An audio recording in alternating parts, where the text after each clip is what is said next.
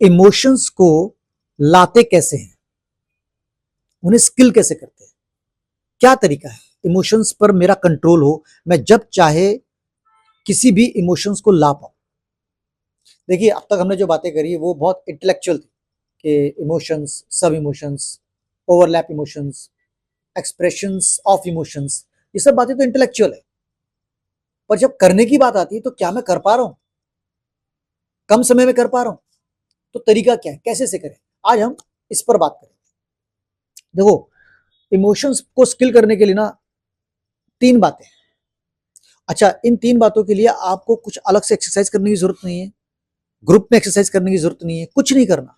आप अपनी जो पर्सनल लाइफ जी रहे हैं बस उसी को देखते जाना है। क्या करना है?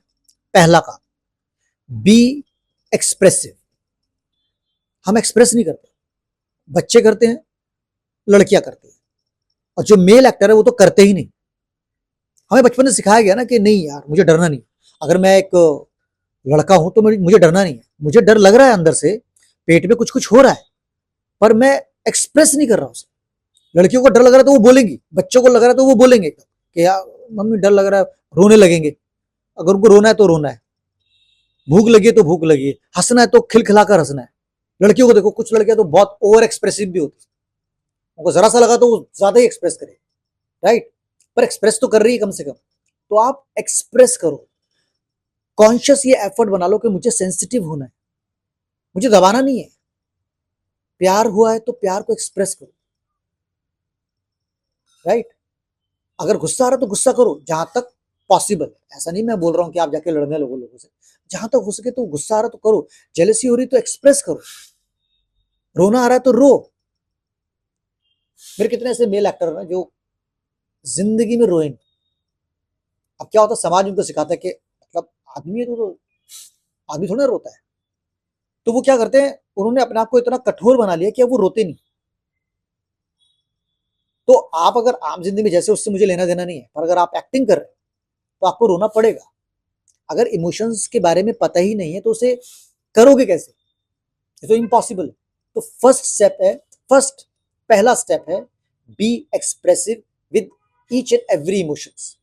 हर इमोशन के साथ, जितने भी 9 इमोशंस या उनके सब इमोशंस है, सबके साथ, राइट? दूसरा है, अगर ये होने लगे, थोड़ा टाइम लगेगा, धीरे धीरे कुछ दिन बीतेंगे, आप एक्सपेरिमेंट करोगे, ठीक है?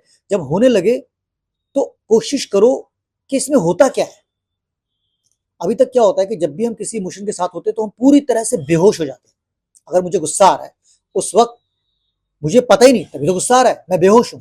अब मैं लड़ रहा हूं कि तूने क्या करा ये, और बातचीत चल रही है, हाइपरनेस हो रही है, लेकिन आप ऑब्जर्व नहीं कर सकते उसको, बड़ा मुश्किल है।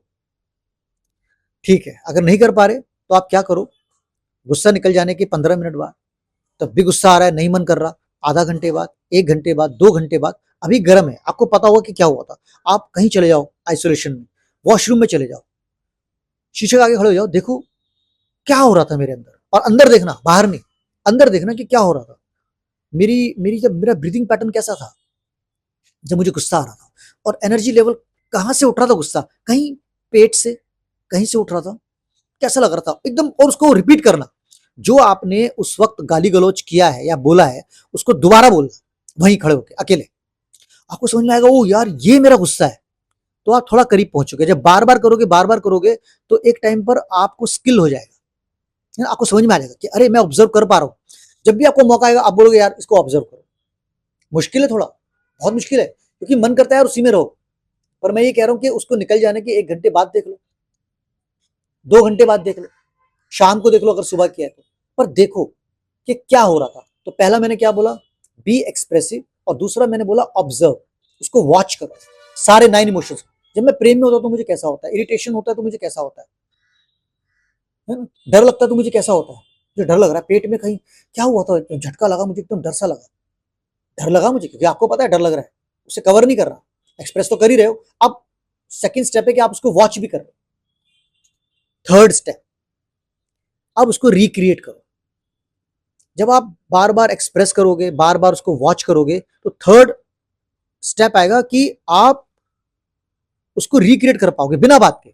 अब आप अपने कमरे में, बेडरूम में बंद हो, आपने कहा आज मैं गुस्सा करूंगा, गुस्सा करो, कर पा रहा हूं यार, मैं कम से कम अपना गुस्सा तो कर पा रहा हूं, मैं अपना प्रेम प्रकट कर पा रहा हूं, मुझे अपना फियर का पता है मुझे क्या होता है। ये 9 इमोशंस मेरे तो पक्के हो गए, राइट। बी एक्सप्रेसिव, फिर उसको वॉच किया, और तीसरा उसको रिक्रिएट किया, एक्टिंग। अब आप एक्टिंग कर रहे हो। अब जब ये आपके 9 इमोशंस पे, आपके खुद के 9 इमोशंस पर आपका कंट्रोल हो जाएगा, तो अब आप कैरेक्टर के साथ कर पाओ। अब उस कैरेक्टर गुस्सा अलग है, आपका अलग है, राइट। वो जो कैरेक्टर गुस्सा कर रहा है, मान लीजिए आप पढ़े लिखे इंसान है और वो स्लम का बंदा है, अब वो गुस्सा कर रहा है, उसके डायलॉग्स, उसकी गालियां सब फर्क है, आप बोलो, लेकिन इमोशंस तो ओरिजिनली रहेंगे। तो इमोशन आपका होगा, बाकी चीजें कैरेक्टराइजेशन उसका होगा, तो उसके कैरेक्टर में आपके इमोशन एकदम असली लगेंगे। कहीं नहीं जाना, कुछ नहीं करना, बस अपनी ही जिंदगी में देखना है। और एक्टिंग के साथ एक ये बात है, एक एक्टिंग ही ऐसा सब्जेक्ट है जिसको करने के लिए आपको कहीं नहीं जाना, बस देखना है अपनी जिंदगी को। एक्टिंग रोज घट रही है, बाकी चीजों के अंदर हारमोनियम बजाना, हारमोनियम लाना पड़ेगा, बजाना पड़ेगा, गिटार बजाना पड़ेगा, गाना गाना तो गाना सीखना पड़ेगा। एक्टिंग एक ऐसी चीज है, कुछ नहीं करना, बस जीना है। आप जीते रहो और खुली आंख से जीते रहो, आपको सब दिख जाएगा। और जहां तक इमोशन की बात है, एक बार इमोशंस पर आपका कंट्रोल हो गया ना, मैं आपको बता रहा हूं, आप 80% एक्टर बन गए।